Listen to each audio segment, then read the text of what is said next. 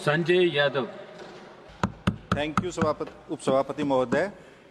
Budget पे चर्चा के लिए अवसर देने के लिए मैं हमारी पार्टी के राष्ट्रीय अध्यक्ष आदरणीय श्री लालू प्रसाद जी, नेता प्रतिपक्ष श्री तेजस्वी यादव और आपका भी धन्यवाद देता हूं। महोदय, यह बजट आर्थिक विकास का नहीं बल्कि जुमलों का एक दस्तावेज है और बिहार के लिए तो यह एक चुनावी बुलबुला है। जैसे ही चुनाव खत्म होगा ये बुलबुला फट जाएगा। यह आम आदमी और किसानों का नहीं बल्कि यह बाजार और धनवानों का बजट है। महोदय, यह प्रोग्रेसिव नहीं रिग्रेसिव बजट है। इस बजट में युवाओं को, किसानों को, बेरोजगारों को, छात्रों को, उनके लिए इस बजट में कुछ नहीं है। उनके लिए सरकार ने इस बजट में नौकरी को ना कहा, महंगाई को मोर, धरातल पर कुछ नहीं बिना बात का शोर। तो इस बजट में किसी के लिए कुछ नहीं है। अभी मैं सुन रहा था, हमारे उड़ीसा के साथी बोल रहे थे, बाकी इधर के भी साथी बोल रहे थे कि इस बजट में बिहार को बहुत कुछ मिला है। साथियों, यह सच्चाई नहीं है। बिहार को इस बजट में कुछ नहीं मिला। 2015 से वही घोषणाएं बार बार हो रही हैं। 1,65,000 करोड़ का माननीय प्रधानमंत्री ने 2015 में एक तरह से बोली लगाते हुए कहा था कि 1,65,000 करोड़ का। आप जितने भी पिछले 10 वर्ष के बजट उठा के देखिए, वही चीज़ रिपीट हो रही है। बिहार के लिए बजट में घोषणा यहाँ संसद से शुरू होती है और संसद में ही खत्म हो जाती है। यहाँ की घोषणाएं दिल्ली का बॉर्डर भी पार नहीं कर पाती। बिहार तो फिर भी 1,000 किलोमीटर दूर है। महोदय, इनकी जो घोषणाएं हैं वो बिहार में बने हुए पुलों की तरह हैं। कागजों में तो ये घोषणाएं बहुत शानदार, लंबी, चौड़ी और चमचमाती हुई नजर आती है, लेकिन धरातल पे उतरते हुए जैसे बिहार में वो भर भरा कर पुल गिर जाते ही, ऐसे ही इनकी घोषणाओं का हश्र होता है। हमारे बिहार में भोजपुरी में कहावत है, गाछ में कटहल होठ में तेल। यानी जब कटहल पेड़ पे रहता है तो लोग होठ पे तेल लगा लेते हैं। तो पिछले 10 वर्ष से वहाँ की सरकार और बिहार के लोग झोली फैला के खड़े हैं कि कब कटहल से पेड़ गिरेगा, कब हमारा कल्याण होगा, उसको खाएंगे। खाली घोषणाएं हो रही हैं, कुछ नहीं मिला है। महोदय, जैसा हम आपसे पूछना चाहते हैं कि बिहार को क्या वह मिला जिसकी बिहार को जरूरत थी? क्या बिहार को वह मिला जो पटना ने मांगा था, या बिहार को वह दिया गया जो दिल्ली देना चाहती थी? जो इस सवाल का जवाब देगा वो बिहार और बिहार के लिए इस बजट का महत्व समझ जाएगा। महोदय, बिहार के लिए योजनाएं तो बहुत बनाई जाती है और डंके की चोट पे बताई भी जाती है, लेकिन उनकी वास्तविकता अलग है। जैसे कि इस बजट में बिहार के बारे में 4-5 चीज़ों का जिक्र हुआ। 4-5 बार बिहार का नाम आया। चूंकि चुनावी वर्ष है तो लोगों को लगा कि पता नहीं बिहार को क्या मिल गया। एयरपोर्ट्स की बात हुई। इन्होंने कहा कि बिहार में 2 नए ग्रीनफील्ड एयरपोर्ट्स बनाए जाएंगे। कहाँ बनाए जाएंगे उसका जिक्र नहीं है। कितनी राशि आवंटित हुई उसका जिक्र नहीं है। सुनने में आया बाद में कि एक सोनपुर में बनाया जाएगा, एक राजगीर में बनाया जाएगा। महोदय, उसकी भौगोलिक स्थिति बताते हैं। बीच में पटना है, उसमें कहा कि 2 एयरपोर्ट, पहले एक पटना का एक्सपेंशन चल रहा है, कितने वर्षों से चल रहा है और हर बजट में उसका जिक्र होता है। इस बजट में भी जिक्र कर दिया कि पटना में एयरपोर्ट का एक्सपेंशन हो रहा है, बिहटा में भी होना है, ब्राउन फील्ड बनाएंगे। 2 ग्रीनफील्ड एयरपोर्ट की बात हुई, सोनपुर और राजगीर। 2 एग्जिस्टिंग और 2 बनाने की बात हुई। महोदय, 65 माइल्स की दूरी में ये चारों एयरपोर्ट हैं। 65 miles and around 57 nautical miles. क्या वाइबिलिटी होगी चारों एयरपोर्ट्स की? आप इधर सोनपुर में बनाएंगे, इधर राजगीर में बनाएंगे, बीच में पटना और बिहटा का ऑलरेडी एग्जिस्टिंग है। तो उसका उद्देश्य क्या है? उद्देश्य यही है, 65 माइल्स में अगर इस देश में 4 एयरपोर्ट कहीं होंगे तो हमारा भी ज्ञानवर्धन कर दीजिएगा। हम तो माननीय वित्त मंत्री और आप सरकार से कहना चाहेंगे, इन एयरपोर्ट्स की क्या वाइबिलिटी होगी? 65 माइल्स में 4 एयरपोर्ट जो आपने प्रपोज किए हैं, और ये नहीं बताया कहाँ बनेंगे और क्या राशि होगी। हम तो यही कहेंगे कि पहले बोलते हैं कि 2005 से पहले तो सृष्टि नहीं थी, जैसे कहते हैं 2014 से पहले कुछ नहीं होता था। तो 2005 से पहले बिहार में इंटरनेशनल फ्लाइट चलती थी। आप दरभंगा बेंगलुरु का किराया देखिए महोदय, आज भी आप देखिएगा कल का किराया 60,000 65,000 किराया मिलेगा। आप दूसरे शहरों में नई सेवा, हवाई सेवा शुरू कीजिए अगर आप बिहार को कुछ एविएशन सेक्टर में देना चाहते हैं तो। बात हुई मखाना बोर्ड की। मखाना बोर्ड में हुआ कि मखाना बोर्ड स्थापित किया जाएगा। महोदय, 23 साल पहले नेशनल रिसर्च सेंटर फॉर मखाना की स्थापना हुई थी, 23 साल से कार्यरत है। 44 सैंक्शन पोस्ट है वहाँ, 10 स्टाफ वहाँ काम करते हैं। वहाँ आज तक पूर्णकालिक निदेशक की नियुक्ति भी नहीं हुई है और पिछले 5 साल में मात्र 3 करोड़ 40 लाख रुपए ही खर्च हुआ है। और मखाना का और नेशनल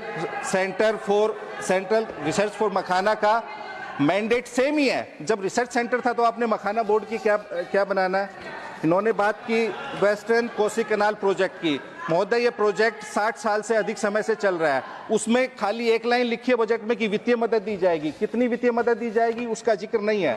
एक चलते हुए पेज 9 पे, इसी बजट में पेज 9 पे इन्होंने लिखा है कि Patna IIT will also be expanded. That's it. How it will be expanded, how much money will be given, no mention of it. महोदय, मैं माननीय वित्त मंत्री से पूछना चाहूंगा कि बिहार एक पिछड़ा राज्य है।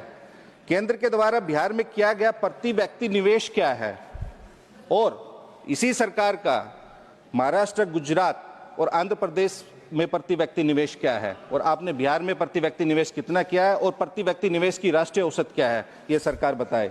और इस बजट में कोई उल्लेख नहीं किया है। बिहार पिछड़ा राज्य है, लेकिन ये नहीं बताया कि बिहार में उद्योगों की स्थापना की क्या योजना है, पलायन रोकने की क्या योजना है, बिहार में बाढ़ और आपदा से निपटने की क्या योजना है, बेरोजगारी और गरीबी समाप्त करने की क्या योजना है। बिहार के किसानों की आय देश में सबसे कम है, उसे बढ़ाने की क्या योजना है। इन्होंने बिहार को स्पेशल राज्य का दर्जा नहीं दिया, स्पेशल पैकेज नहीं दिया, लेकिन हाँ, बिहार को स्पेशल जुमले और स्पेशल सपने जरूर दिए हैं। इन्होंने चुनाव के दौरान कहा था कि बिहार को नंबर 1 बना देंगे। 20 साल से वहाँ NDA की सरकार है, माननीय नीतीश कुमार मुख्यमंत्री हैं। 11 साल से दिल्ली में मोदी जी की सरकार है, लेकिन बिहार को क्या इन्होंने नंबर 1 बनाया? नहीं। आप नीति आयोग का सूचकांक उठा के देख लीजिए, कोई इंडेक्स उठा के देख लीजिए, बिहार नीचे से नंबर 1 बनाया इन्होंने। विकास में नीचे से नंबर 1 है, साक्षरता में नीचे से नंबर 1 है, बेरोजगारी में नीचे से रोजगार देने में नीचे से नंबर 1 है, स्वास्थ्य सेवाओं में नीचे से नंबर है, बुनियादी सुविधाओं में नीचे से नंबर 1 है, आधुनिक सुविधाओं में नीचे से नंबर 1 है।